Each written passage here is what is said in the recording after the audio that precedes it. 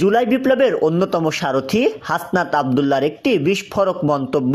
এখন গভর্নমেন্ট আসলে কে বোঝা যাচ্ছে না। হাসিনার সময় অন্তত বোঝা যেত। ছাত্র জনতার আন্দোলনের মুখে ক্ষমতাচ্যুত আওয়ামী লীগ সরকারের সাথে বর্তমান অন্তর্বর্তীকালীন পরবর্তী শাসনের এই তুলনা নিয়ে তৈরি হয়েছে মিশ্র প্রতিক্রিয়া। হাসনাত আবদুল্লাহ ঠিক কি বোঝাতে চেয়েছেন? ক্ষমতার বিকেন্দ্রীকরণ নাকি বিশৃঙ্খলা? শেখ হাসিনার শাসনামলে ক্ষমতা ছিল এককেন্দ্রিক, যা স্বৈরাচারী হলেও কর্তৃত্ব কার হাতে তা স্পষ্ট ছিল।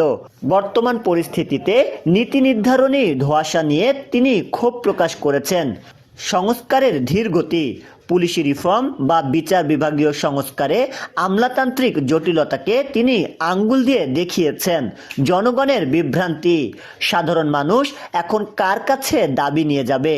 উপদেষ্টা নাকি রাজপথের সমন্বয়ক?